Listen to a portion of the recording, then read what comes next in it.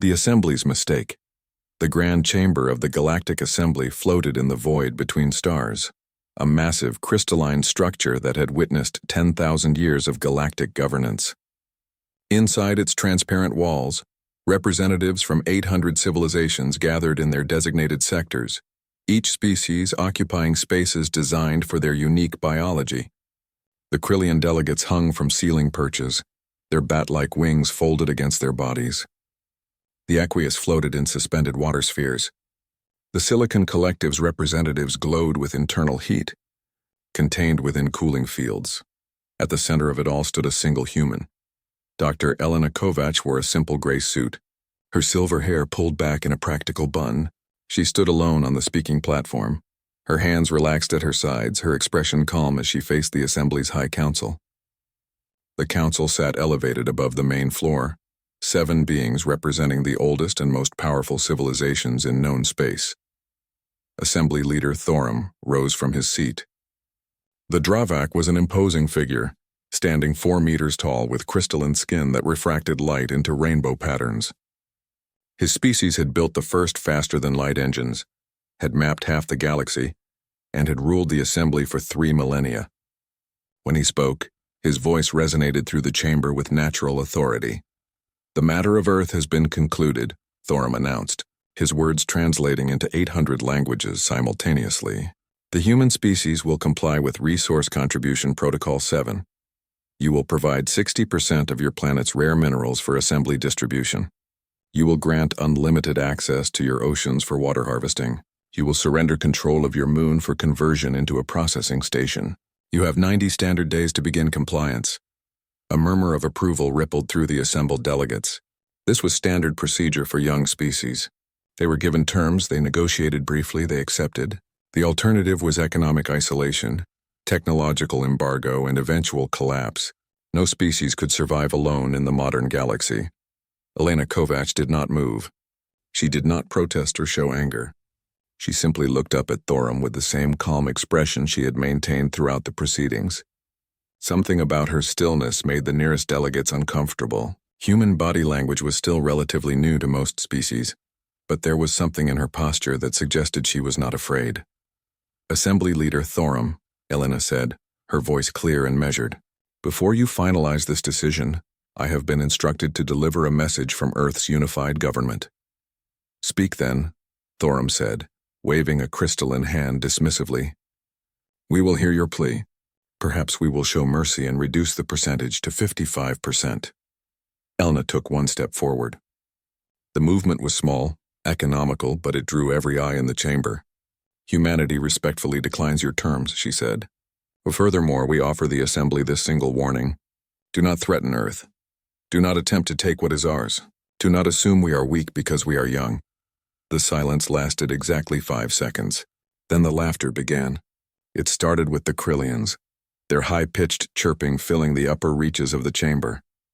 The Dravak delegates joined in, their crystalline bodies chiming with amusement. The Silicon Collective pulsed with colors that indicated humor.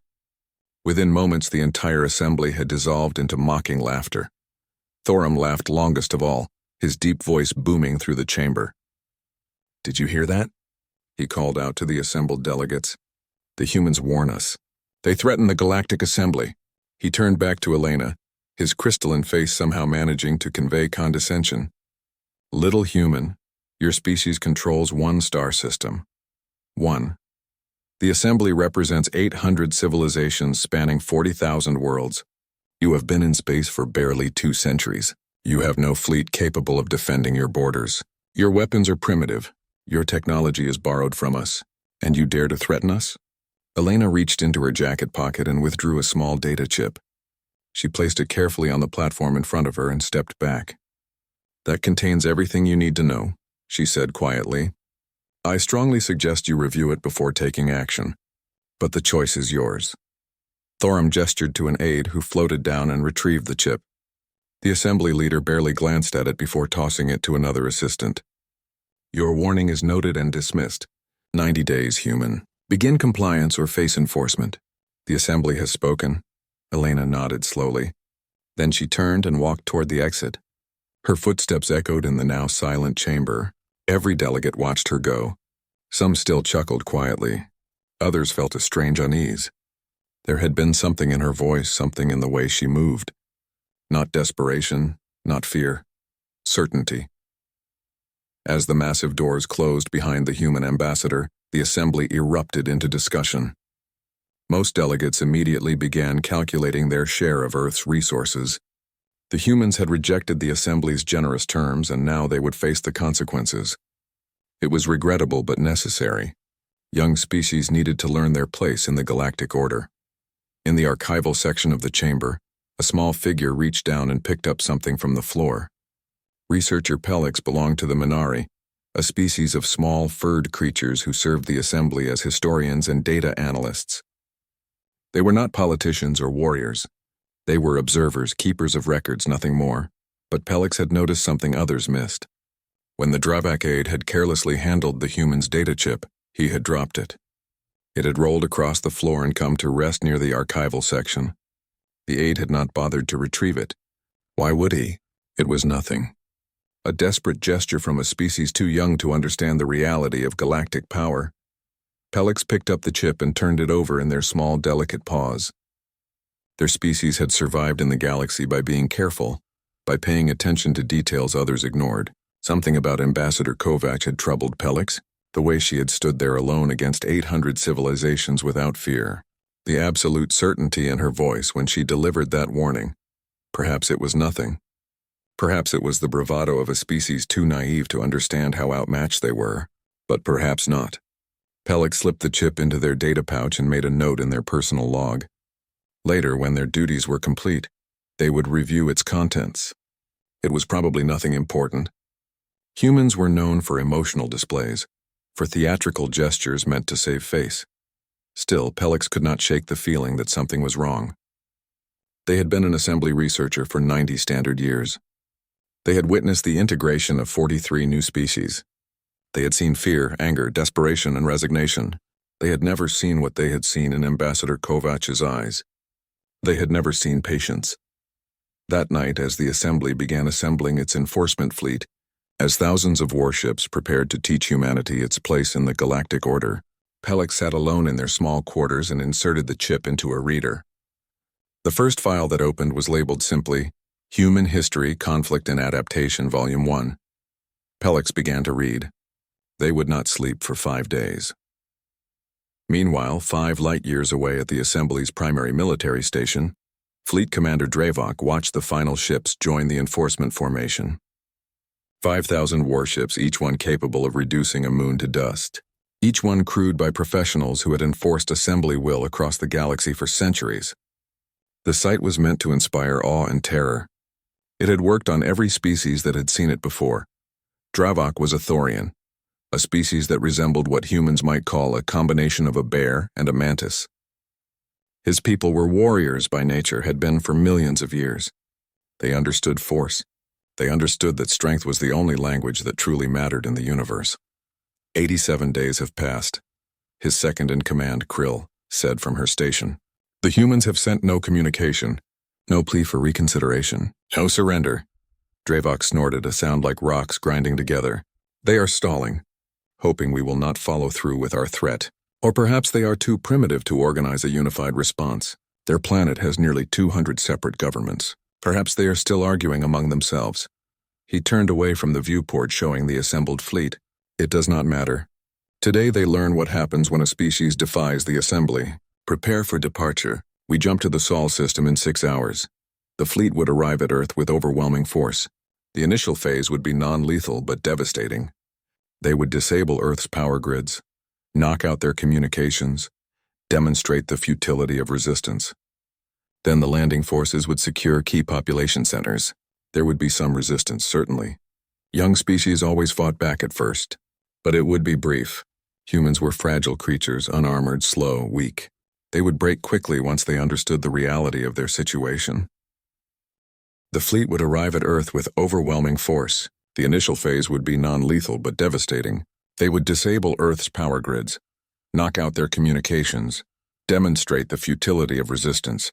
Then the landing forces would secure key population centers. There would be some resistance, certainly. Young species always fought back at first, but it would be brief. Humans were fragile creatures, unarmored, slow, weak. They would break quickly once they understood the reality of their situation. While the fleet prepared for departure, researcher Pelix sat in their quarters, staring at their screen with wide, horrified eyes. They had spent 87 days reading the human data chip. They had barely eaten. They had slept only when their body forced them to. Every time they tried to rest, their mind filled with the images and information they had absorbed. The chip contained detailed files, military histories, tactical analyses, weapon specifications, cultural studies, psychological profiles. Pelix had started at the beginning, expecting to find the typical story of tribal conflicts and resource disputes that all species experienced in their early development. What they found instead was a nightmare that would not end. Watchers who were watched, 53 years before Ambassador Kovac stood in the Grand Chamber. A different human had made first contact with the Galactic Assembly. Captain James Rodriguez had been exploring the outer reaches of the Sol system when his small research vessel detected an anomaly near Neptune. What he found changed humanity's understanding of the universe forever. The Dravak survey ship had been mapping resources in what they considered empty space. They were surprised to find an inhabited system. They were more surprised to find that the inhabitants had developed basic fusion drives and were exploring their own system. It was rare but not unheard of. Young species occasionally reached space on their own before being contacted. The Dravak captain had followed standard protocol. He had opened communications, welcomed humanity to the greater galactic community, and explained the benefits of joining the assembly. Trade opportunities, technological exchange, cultural enrichment, protection from hostile forces. All humanity had to do was accept assembly governance and contribute to the common good. Captain Rodriguez had listened carefully. He had asked intelligent questions. He had been grateful, humble, eager to learn. The Dravak captain had been pleased. This species seemed tractable, reasonable. They would integrate smoothly. What the Dravak captain did not know was that Captain Rodriguez was not just a ship commander. He was also a trained intelligence officer, a psychologist, and a game theorist. And from the moment the alien ship appeared, he had been analyzing, calculating, planning. Rodriguez had seen immediately what humanity was facing. The Galactic Assembly was not an alliance of equals. It was a hierarchy with the old powerful species at the top and everyone else serving their interests. The resource contribution protocols were extraction schemes. The protection was a protection racket. Young species had no real rights, no real voice, no real power, and humanity arriving alone with primitive technology would be at the very bottom. Rodriguez had smiled and thanked the Dravak captain. He had accepted the information packets, the translation software, the navigational charts. He had expressed Earth's eagerness to join this wonderful galactic community. And then he had returned home and reported everything to Earth's governments. The debate had raged for months. Some leaders wanted to refuse contact, to hide, to remain isolated. Others wanted to accept the Assembly's terms, believing they had no choice. But a third group had proposed a different approach, one that would take patience, cunning, and time. They would join the Assembly. They would smile and cooperate and play the role of the naive young species. And while they did, they would watch, learn, and prepare for the day the Assembly showed its true face. Dr. Elena Kovac had been 28 years old when humanity made that choice. A brilliant xenobiologist and strategist, she had been recruited into what became known as the Silent Protocol. It was not a military program, though it had military applications. It was not an intelligence agency, though it gathered intelligence. It was something more comprehensive. It was humanity's insurance policy. Over the next 50 years, thousands of humans spread throughout the galaxy. They came as traders, offering Earth's unique goods at competitive prices. They came as scientists, eager to learn from the Assembly's vast knowledge. They came as artists, sharing human culture and curiosity. They came as students attending Assembly universities. They came as workers taking jobs on distant stations and colonies. And everywhere they went, they watched. They learned. They analyzed. Dr. Marcus Webb, a human engineer, spent 15 years working on Dravak shipyards. He was friendly, helpful, always eager to learn the crystalline technology that powered assembly vessels. His Dravak colleagues liked him. They taught him everything. They never noticed that he was documenting every detail, finding every weakness, mapping every system. Professor Sarah Chen taught human literature at assembly universities for 20 years. Her students loved her classes. They shared their own cultural stories, their histories, their fears and dreams. They never realized she was conducting the most comprehensive psychological study of alien species ever attempted. Thomas Okafor became one of the most successful traders in assembly space. His ships carried goods to 1,000 worlds. His crews included members from dozens of species. Everyone trusted him. No one questioned why his trading routes covered such extensive territory or why he always seemed interested in visiting military installations and government facilities. These were not spies in the traditional sense. They were not stealing secrets or sabotaging systems. They were simply observing, understanding, preparing, and they were not alone. By the 30th year, there were over 50,000 humans living and working throughout assembly space. By the 40th year, there were 200,000. By the 50th year, there were nearly 1 million. Some had married into alien families. Their children were hybrids, accepted into both human and alien cultures. Some had undergone genetic modifications, allowing them to pass as other species in casual encounters. Some had simply become invisible, overlooked because they were just humans, just traders or workers or artists. What could they possibly do? But humanity's greatest achievement during those 50 years was not the network of observers spread across the galaxy. It was what they built at home. Earth's governments had pooled resources like never before. Every nation contributed. Scientists who had competed now collaborated. Military forces that had once faced each other now trained together. The goal was singular. Prepare for the day the assembly demanded too much. The moon was hollowed out over 30 years. What appeared to be standard mining operations were actually the construction of the largest railgun network ever conceived. Hundreds of electromagnetic accelerators, each one capable of firing projectiles at significant fractions of light speed, hidden beneath false craters and regolith layers, invisible to casual scans. Mars became humanity's manufacturing center. Underground facilities stretching for hundreds of kilometers produced weapons, ships, and drones using assembly technology that humans had studied and improved upon. The red planet's dust storms provided perfect cover for the thermal signatures. The asteroid belt was transformed into a distributed defense network. Thousands of hollowed-out asteroids, each one containing automated weapon platforms, stealth systems, and autonomous hunter-killers. From a distance, they looked like natural space debris. Up close, they were death waiting to be activated. Venus, despite its hostile surface, housed humanity's most advanced research facilities in floating cloud cities. Here, scientists worked on weapons and technologies that pushed the boundaries of what was thought possible. Quantum entanglement communication, stellar manipulation theories, self-replicating nanomachine swarms, biological weapons tailored to specific genetic markers.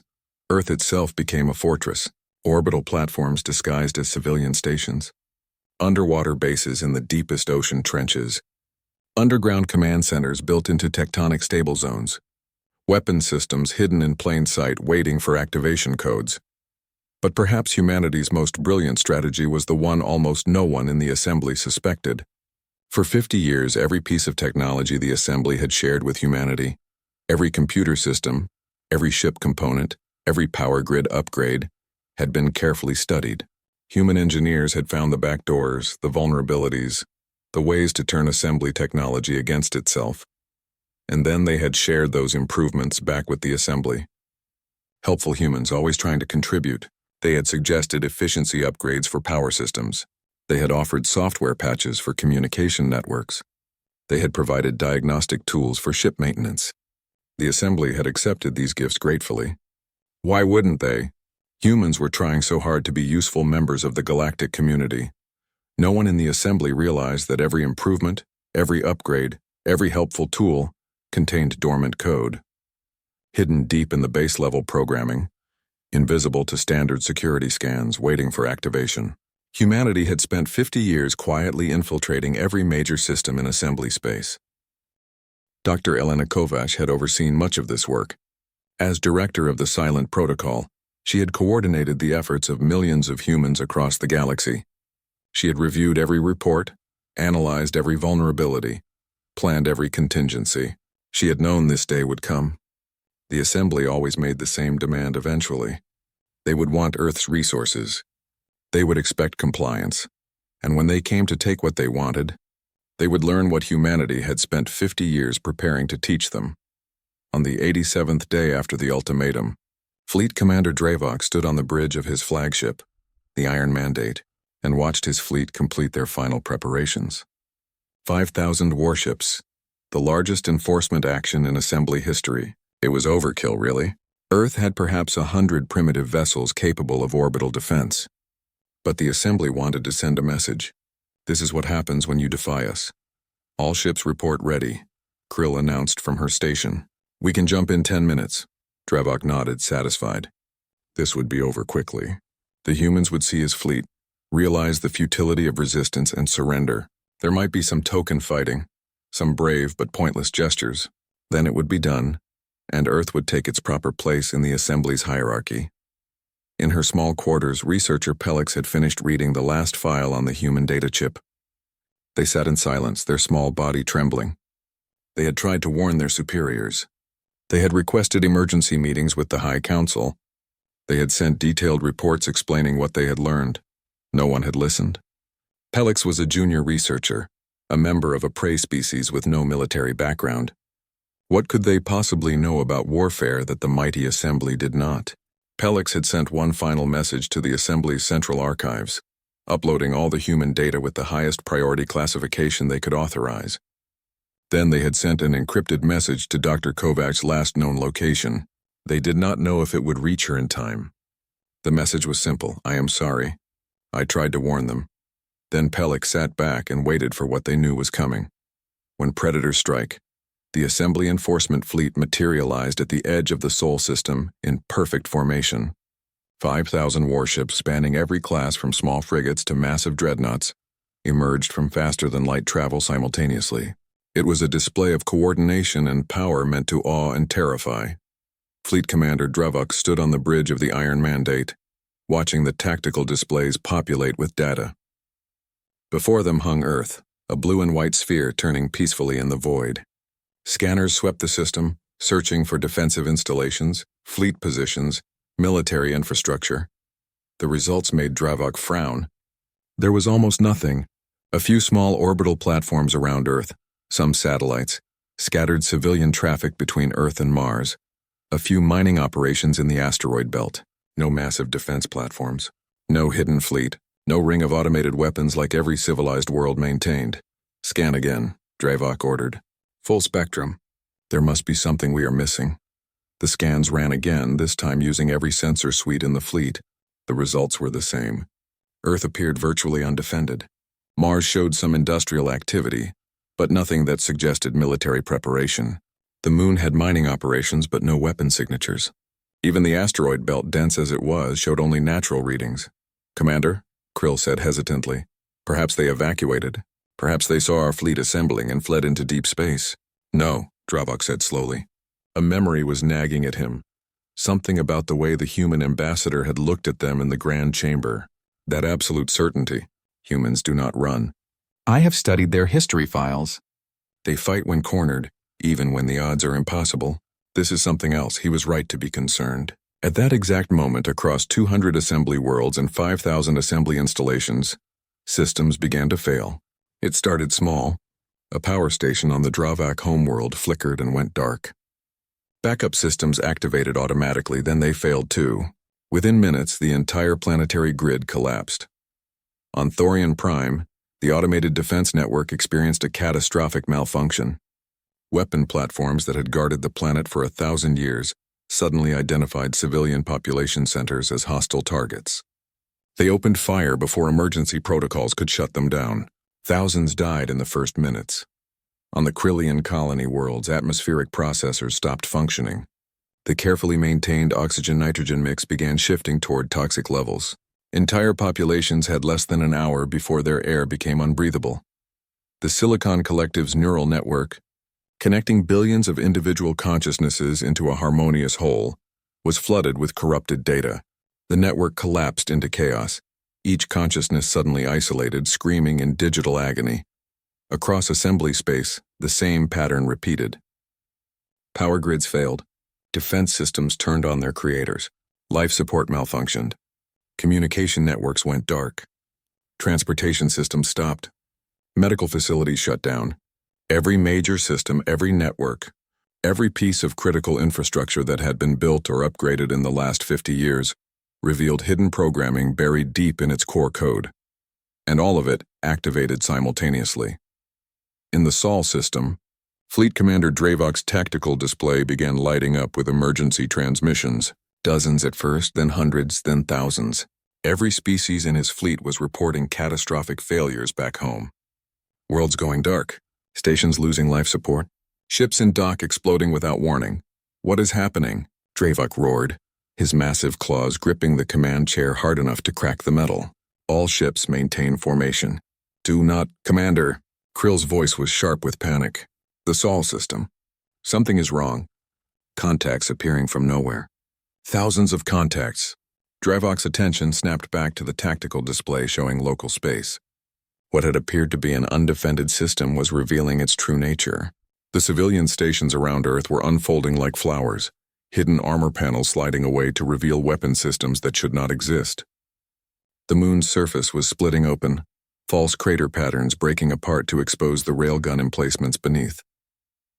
Mars, which had appeared nearly dormant, suddenly showed thermal signatures by the thousands. Launch bays opening, revealing fighters and drones in numbers that made no sense for a supposedly primitive colony. And the asteroid belt, that innocent debris field that every system possessed, began to move. Thousands of asteroids adjusted course simultaneously, accelerating toward the assembly fleet under power that betrayed their artificial nature. As Dravok watched in horror, their rocky surfaces began to crack and fall away, revealing the weapon platforms hidden inside. Evasive action, Dravok shouted, but it was already too late. The first strike came from the moon.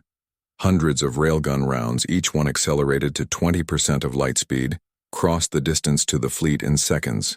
There was no warning, no energy signature to detect, just solid projectiles moving faster than most sensors could track. 17 ships simply vanished in the first 3 seconds of combat. One moment they were mighty warships.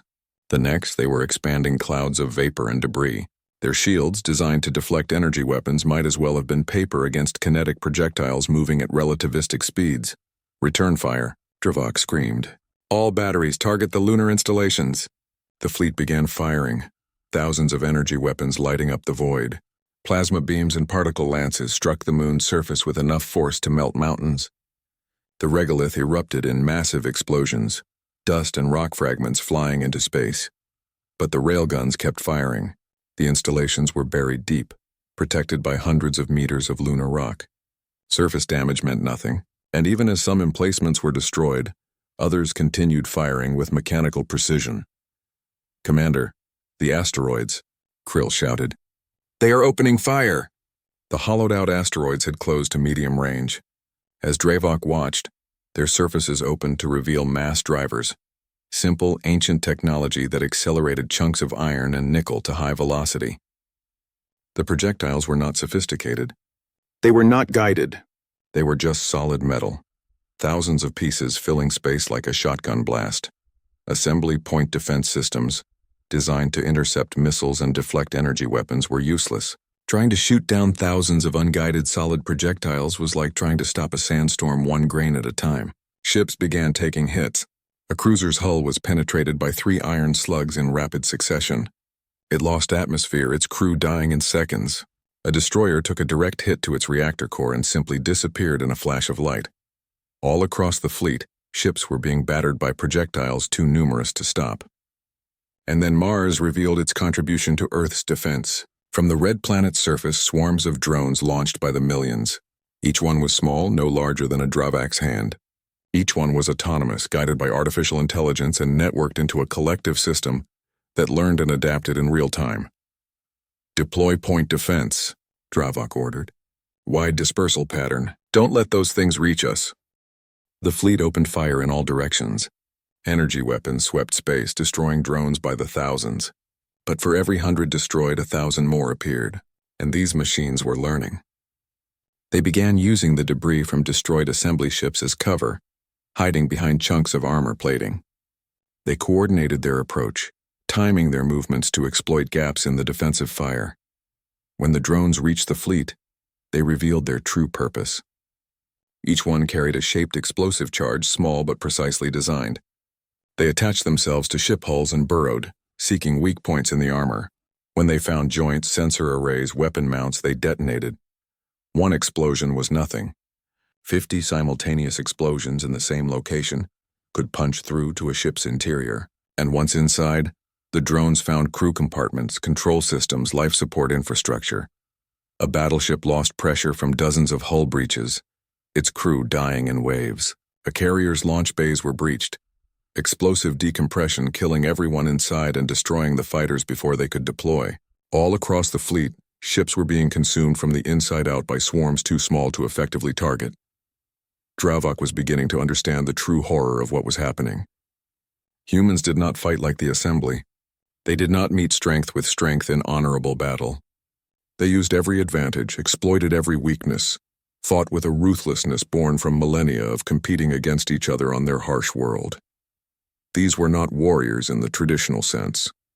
These were survivors, predators who had climbed to the top of their planet's food chain by being more cunning, more adaptable, more relentlessly inventive than anything else that lived. "Commander," Krill said, her voice hollow, "I am detecting unusual energy readings from all our ships. The power cores. Something is affecting the reactors." Dravok pulled up the engineering displays. Every ship in the fleet was showing the same pattern. Fusion reactors fluctuating, power levels rising beyond safety limits, containment fields degrading, all of them, simultaneously. A transmission cut through the emergency channels. Dr. Elena Kovach's voice, calm and measured, speaking to them across the void. "Fleet Commander Dravok, did you wonder why we integrated your technology so eagerly? Why we accepted your computer systems, your power grids, your ship components without question? Why we seemed so helpful, always offering improvements and upgrades?" Dravok felt ice in his chest. "No, it was not possible. We have been inside your system since the day we made contact," Elena continued. "Every ship you build, every station you construct, every network you maintain, we know how it all works. And we know how to break it. Quantum entanglement, Commander. We can affect particles remotely, instantly across any distance. We planted fail-safes in every piece of assembly technology, and we just activated all of them." Dravok looked at his reactor display. The containment field was at 15% and dropping. Around him, his bridge crew was staring at their stations in horror, watching their deaths approach with mathematical precision. "Your flagship's reactor has been isolated," Elena said. "You will survive. The rest of your fleet will not. Take your ship and leave, Commander. Return to the assembly. Tell them what happened here. Tell them what happens when they threaten Earth." "You cannot do this," Dravok said, his voice breaking. "You will kill millions. Across the galaxy, on our worlds, in this fleet. Millions of lives. You came here to enslave billions," Elena replied, and now her voice was cold as void. "You came to take our world, our freedom, our future. We are preventing that, and we are ensuring it never happens again. Not to us, not to any other species you deem weak enough to exploit." The first reactor went critical, then another, then dozens, then hundreds. Ships began tearing themselves apart from the inside, fusion cores becoming miniature stars as containment fields collapsed. The assembly fleet, 5,000 ships strong, began dying in waves. Dravok watched it happen. Watched ships that had served the assembly for centuries reduced to expanding gas clouds. Watched crews he had trained and fought beside die in nuclear fire. The greatest military force ever assembled, destroyed in minutes by an enemy they had dismissed as primitive. When it was over, only the Iron Mandate remained, floating alone in a graveyard of its own making. Around them, millions of debris pieces slowly orbited, all that remained of 5,000 warships. "Return to assembly space," Dravok ordered, his voice empty, maximum speed. As his crippled flagship turned away from Earth, Dravok looked back at the blue planet one final time. It looked so peaceful, so harmless, but he knew better now. Behind that serene facade lived something the assembly had never encountered before. A species that had spent 50 years smiling and learning and preparing for this exact moment. Humans had not been defending themselves. They had been setting a trap, and the assembly had walked right into it. The new galactic balance, The emergency session of the Galactic Assembly convened 12 hours after the destruction of the enforcement fleet. The Grand Chamber, usually filled with confident debate and political maneuvering, now hummed with barely controlled panic. 800 delegations filled their sectors, but the atmosphere had changed completely. Fear had replaced certainty. Fleet Commander Dravok stood in the center of the chamber. His armor was scorched and damaged. His bearing, usually proud and military, was that of a defeated soldier. He delivered his report in a flat, emotionless voice. 5,000 ships destroyed, nearly 3 million crew dead or missing, the Sol system firmly in human control. And across assembly space, infrastructure still failing, worlds still dying. High Council member Zareth of the Krillians spoke first, his voice sharp with desperation. This cannot stand. We cannot allow one species to defy the entire assembly and succeed. We must mobilize every remaining ship.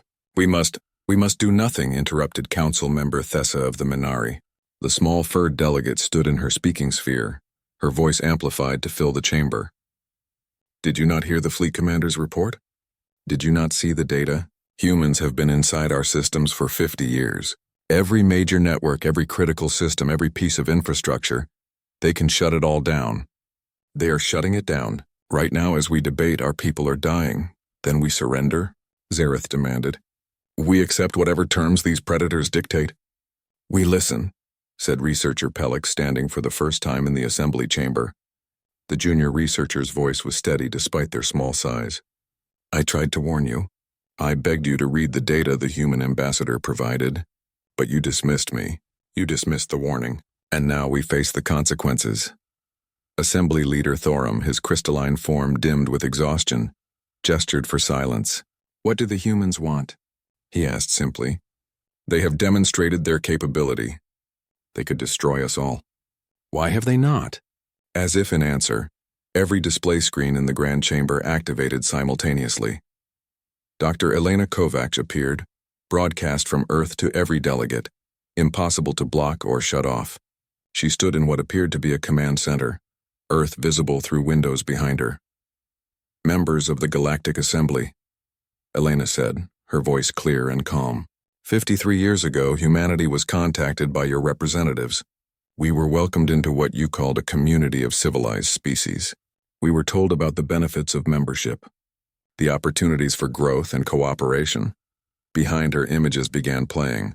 The first contact, the initial treaties, the resource contribution protocols, the slow systematic exploitation of younger species by older ones. What we found was not a community, Elena continued. It was a hierarchy, a system where the old and powerful take from the young and weak, where cooperation means obedience, where contribution means extraction. You have done this to 43 species before us. You would have done it to us. New images appeared. Human traders spreading through the galaxy, scientists studying alien technology, cultural ambassadors building relationships, and beneath it all, the patient, methodical preparation for this moment. For 50 years we prepared for the day you would show your true nature, Elena said. We studied you. We learned your weaknesses. We positioned ourselves inside your society, and we waited. You could have treated us fairly. You could have accepted us as equals. You chose otherwise. The images shifted to show the destruction of the fleet. Then the failures across assembly space, worlds going dark, systems collapsing, infrastructure failing. We could destroy every species in the assembly, Elena said quietly. Right now today we have that capability. We have weapons you cannot imagine, positions you cannot attack, control of systems you depend on for survival. But we do not want genocide. We do not want conquest.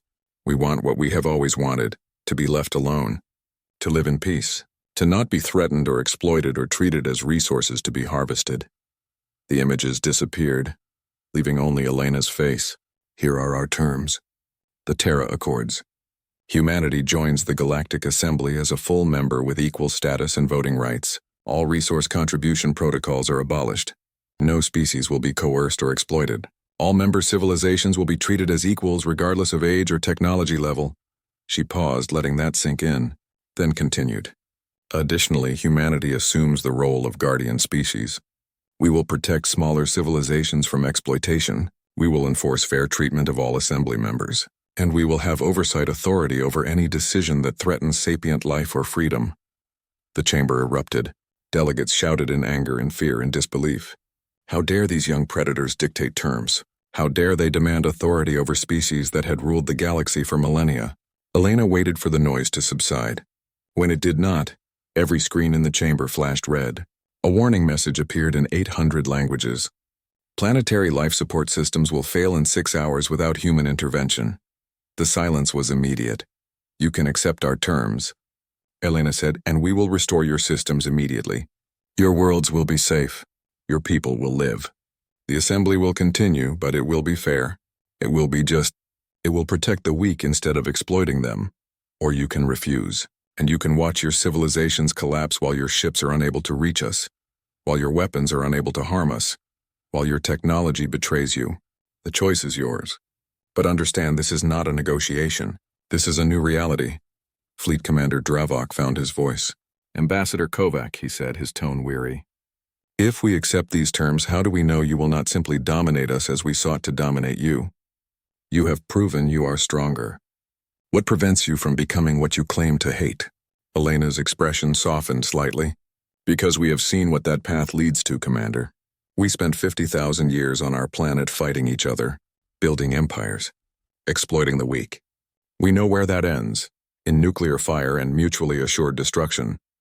We almost destroyed ourselves learning that lesson. We will not repeat it on a galactic scale.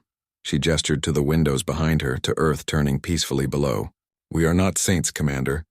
We are survivors. We are predators, yes. But we are also capable of choosing restraint, of building something better than what we were. The assembly can continue, but it will be based on cooperation, not coercion, on mutual benefit, not exploitation, on protecting the vulnerable, not preying on them. Assembly Leader Thorum slowly rose from his seat. His crystalline form seemed to have aged centuries in the last few hours. If we accept, he said slowly, you will restore our systems? Our people will be safe? Immediately, Elena confirmed. We have no desire to cause unnecessary suffering.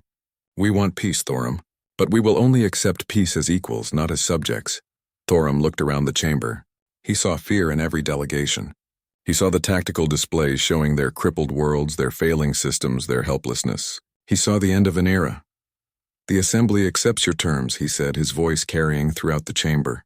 The Terra Accords will be ratified. Humanity will join us as equals and guardians. Please restore our systems. Elena nodded. Restoration is beginning now. You will see systems coming back online within minutes. But understand, this is not the end of our involvement. This is the beginning. We will be watching. We will be ensuring the accords are followed. And if the old exploitation begins again, if the powerful try to prey on the weak, we will know, and we will respond. Across assembly space, systems began coming back online, power grids restored. Defense networks returned to normal operation. Life support systems resumed function. Communication networks reconnected. The crisis passed as quickly as it had begun, leaving no doubt that humans had been in complete control the entire time. In the weeks that followed, the galaxy adjusted to its new reality. The Terra Accords were formally ratified. Humanity took its seat in the assembly as full members. The resource contribution protocols were abolished, replaced with fair trade agreements. Smaller species, long exploited, found themselves with new protections and rights. Not everyone was happy with the changes. Some of the older species chafed at their loss of privilege. Some plotted in secret to restore the old order. But they found that everywhere they turned, humans were watching. Human observers on every major world. Human technicians embedded in critical systems. Human ships patrolling trade routes. The galaxy had changed. The age of exploitation by the strong was over.